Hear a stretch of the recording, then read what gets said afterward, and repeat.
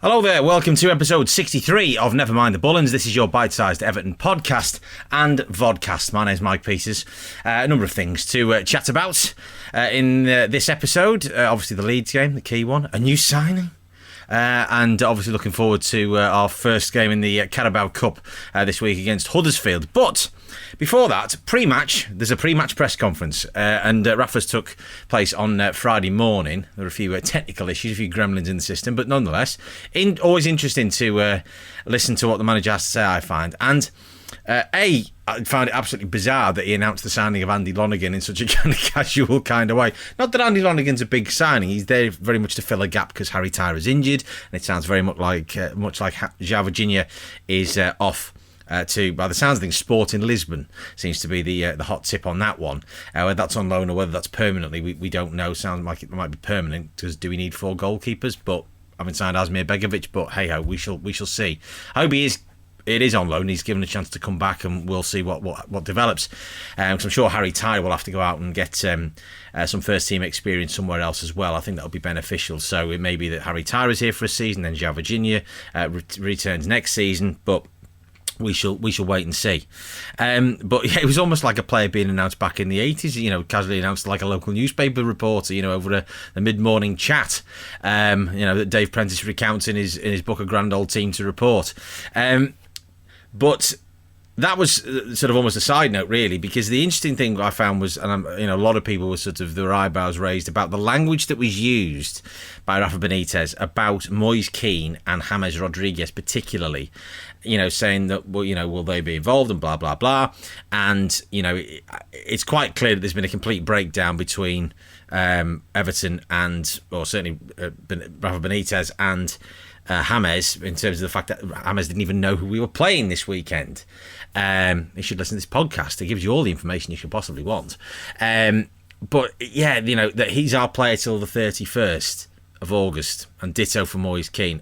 I think that's quite clear. It's not saying, right, he's our player until, what have you. It was a very unusual way of saying it. It was quite clearly saying, the subtext was, and not a very well sort of hidden subtext, was that really, I don't want them. They're not part of my plans, and I want rid and somebody to come in and make an offer, which is an unusual transfer stance to take, because Moise Kean, I think, can be an asset for us, but we will talk about him in terms of his little sort of cameo on Saturday in a minute. But they're still assets to the club. They're still financial assets.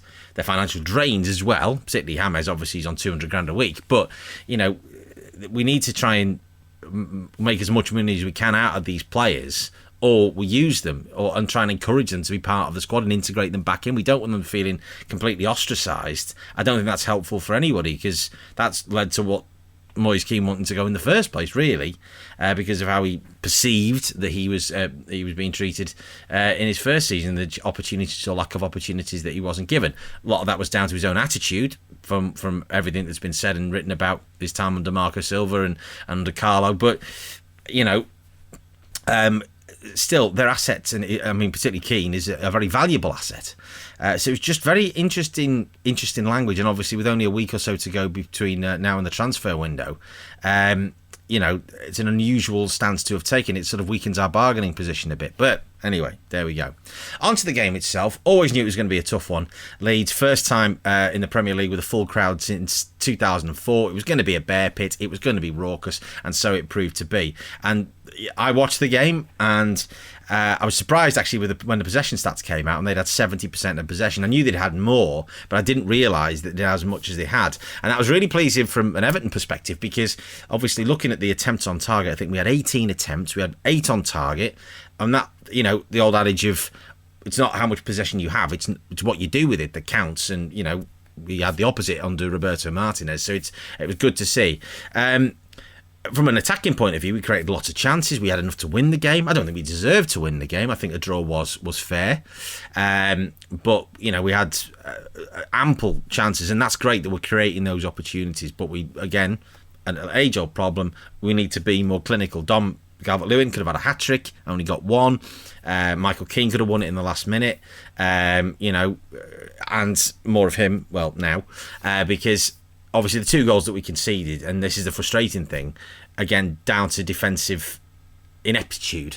And so it was against Southampton last week, and unfortunately Michael Keane, and I've said this repeatedly, that I've never seen such a player who's so reliant on confidence. When he's confident and he's at it, there's few better in the Premier League.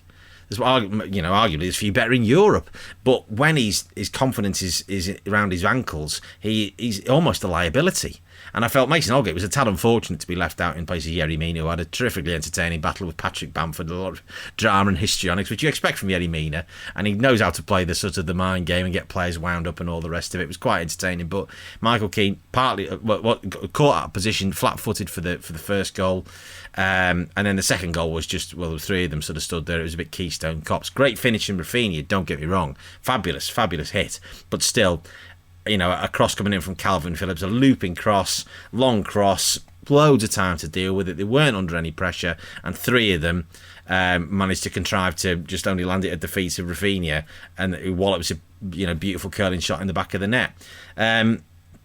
Obviously, great penalty from Dom Calvert-Lewin. It was absolutely a penalty. When I was watching it in real time, I thought, hang on, that's clearly a penalty, and so it was given. So that's what VAR is there to do. But I think being pragmatic, and we're ever like that on this podcast, that if we'd been offered a point at Leeds before the game, they're a good side. They got an absolute spanking last week at United. I did say that again. They're going to be smarting from that. That actually a point's not a bad result, and then put it in context and say, right, we go to Brighton next week. If we win there, you would say 7 points from 9 from your opening 3 matches. Particularly when 2 of them have been away from home, is actually a pretty good return, particularly when we've still got a number of players who are not available. Ben Godfrey, of course, Gabamin was on the bench, didn't feature. Moise Keane came on with a little cameo, and as referring back to him, obviously he came on and obviously was there to Dominic Calvert-Lewin had run himself into the ground, and I'm sure at some point in the season he's going to blow up. Because of the amount of football that he's played and the amount of games he's had to play with very little respite. But we've needed him.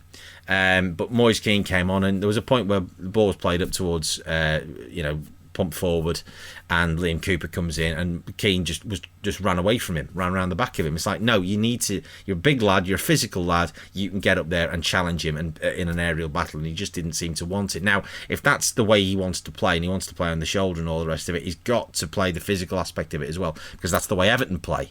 So, and if he wants to score goals, he's got to do that job and then win the ball, bring players in, get him in the box. Traditional centre-forward play.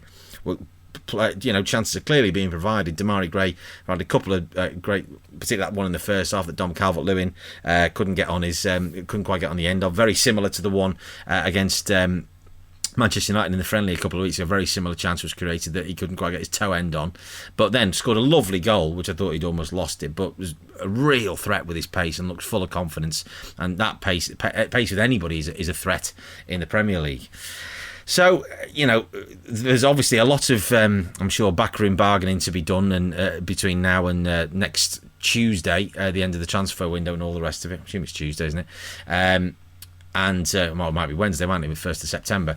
But there's a lot to be done, and we do still need bodies, but it's a case of how are we going to get them in, because the 4 signings that we've got doing well, but that's not going to sustain us for the rest of the season, no question about that. So there is work to be done to get some real serious players in. There's obviously a Rangers right back that we've been linked with, who's very highly rated, Scotland international.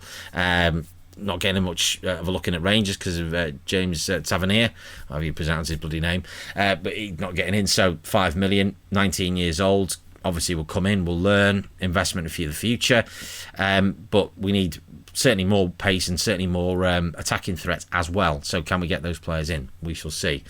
Tomorrow, of course, as I record this, we've got Huddersfield in the Carabao Cup. I'm not going to do a special episode for that, all due respect to Huddersfield, but obviously that's a chance to give some lads a little bit of a rest, get the rest of the players in the squad, Kabamins, Tom Davis, etc. Maybe even a chance for Lewis Dobbin to get his name on the team sheet, maybe get a goal or two, and hopefully we can get through to that next round, because we do need to do that. This is absolutely a competition that we can win. It's a European place, and it's a competition that, obviously, as we all know, that we've never won. So it's high time that we did so, don't you think? Until next time, I'll do an episode after the Brighton game next weekend as we head into the bank holiday. You can get in touch at NMTBpod on Twitter, nmtbpod@gmail.com, and this has been a Top Content production. Until next time, come on you Blues.